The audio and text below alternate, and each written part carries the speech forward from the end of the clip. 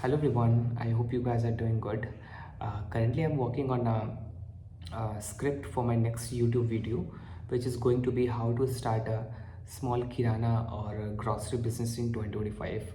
So, I'm gonna share a few very important points for someone who wants to start a business in this 2025, right?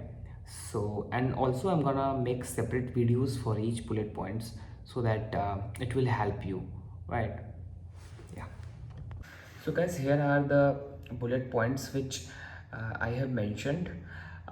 So the first one is why, right? Before starting any business, the reasons should be very clear, and it should be there should be no doubt in that, right? Because if the reason is not very much strong, right, then it is very much possible that you will easily give up on your rough phase, right? So business is all about ups and down, so your reasons should be pretty much strong so that in bad times you should go back and see why you have started the business, and you get motivated with your reason, right? So reason should be very much strong so that it gives you motivation, right? So the second point is you will need expertise, right? If you're doing a job, you will need expertise on certain kind of job that you're doing, right? So similarly, if you're starting a business, so obviously you will need expertise. If you don't have any prior expertise, then you can take the help of your father. If you have father have already worked in that, or any consultancy firm, or anybody who have already experience that business, right? So you will always need expertise before starting any business, right? The third one is the market call, right? So if you are starting any business, so you need to have a common sense that in a certain locality, what is the market call, what is the demand of the customer, right? Who are the types of customer that will going to buy your products, right? What is the market type, right? What are the categories in which you can deal in, right? Who are the competitors, and everything that brings the economy of your shop, right? So you need to understand the market before starting any business, right? Is the market enough to bring you revenue that will generate your net profit, right? So everything will be important in that, right? So market call is very important. The fourth is competitor in the same market, right? If there is a market which have 10 mobile shops, right?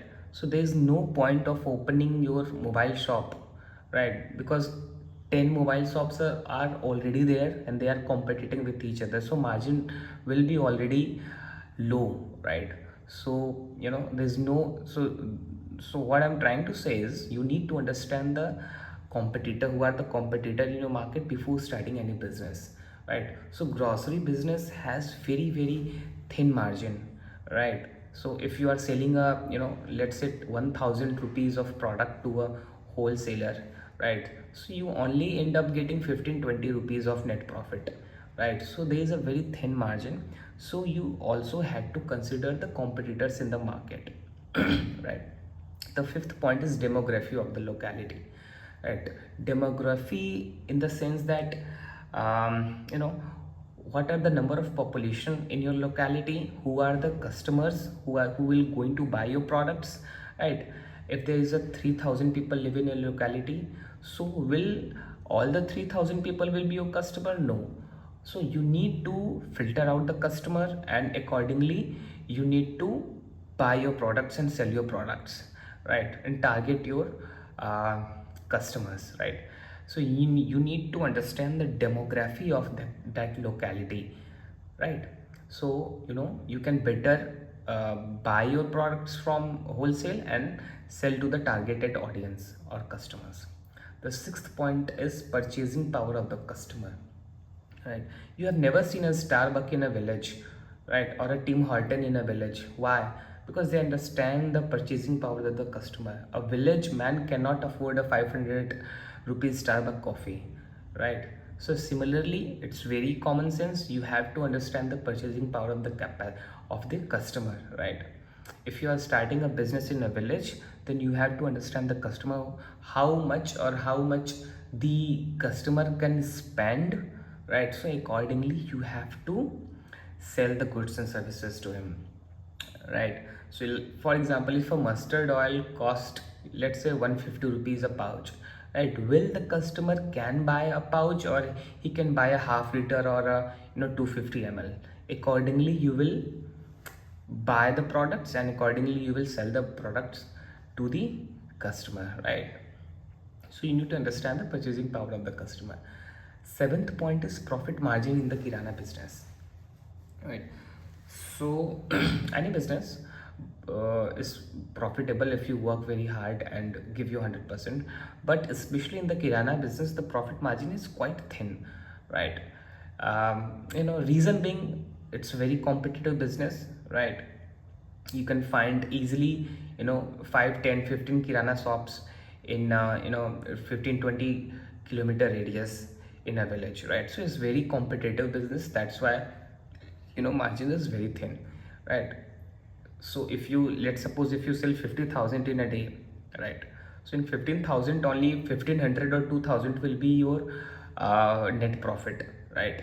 So that will be around 5%, right? So thin margin is there, so you need to strategize your business accordingly. Eighth point is dominant caste in a locality and their purchasing behavior. So this is very odd points. You will not understand this very much, but this point can only be understood if you start your business, right? So later on you will realize that how important the caste is in your locality, and how it influences the purchasing power of the customer, right? So I'm not going to explain it further. This can only be understood by doing the business, right? How much caste is important in your locality, and which affect the purchasing and selling of your goods. Ninth point is forecasting about revenue and profit margin before investing, right? So any business like kirana, which requires a good amount of money, let's say 10 lakh rupees, right? So you need to figure out the profit margin before starting your business, right? So as I say that profit margin is quite thin, so you need to be prepared that the profit margin will not be as much as you have already thought in your mind, right? So you need to be very very calculative in terms of how much revenue you will generate and how much profit margin you will take home, right? So these are the things which should be forecasted before investing in your business. 10th point is supply of goods, right?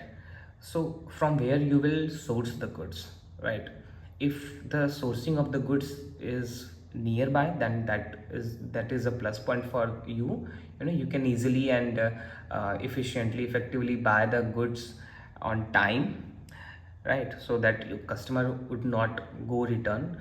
So supply of goods is also very important. It should be very near to your outlet, right? 11th point is employee management, right?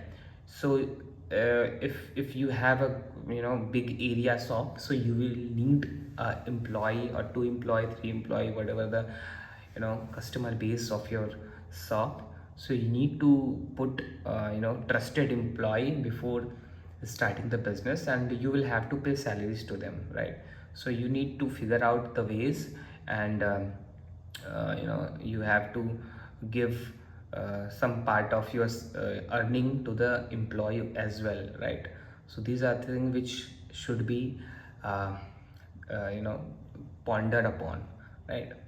12th point is the payment methods. So how will accept the cash? Is it only cash or UPI, or you will use the card? So these are the things which should be pondered upon. If you're starting in village, then cash would be the preferred method, but if it is in a locality of good market, then you can arrange the debit card machine and everything, right? Well, UPI is now everywhere, so you can also add UPI in that, right? 13th point is cost of investment. So you need to figure out, as I already discussed the forecasting, so you need to figure out the cost of starting the business in furniture, in good sourcing of goods or expenses which will be occurred in starting the business, right? So you need to figure out the cost of investment before starting the business, right? 14th point is how to decide to sell only retail or wholesale. So this is a very vast topic, right? You need to figure out by selling and learning from it. You have to figure out if eventually in 6 months or 1 year you will easily figure out you should focus on retail or a wholesale, right? Based on the customer behavior and type, right? So these are the things which will eventually you will learn it later on after doing it for some time, right? The last and most important point is, can you give 16 to 20 hours a daily, right? So Kirana business, grocery business is a very hectic business. It's a very laborious job, right?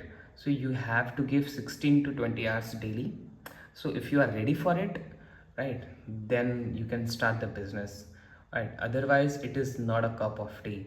You have to do a lot of bunch of things before starting the business, right? So you have to give a good number of hours to this business. So these are the some points that it was in my mind. So I thought of sharing with you guys who are going to start business in 2025. So these are the points that will help you. I think I have covered most of the part. If any point has been missed, please ping me or comment. I'll explain it further, right? So I hope you this will help you guys, right? Thank you.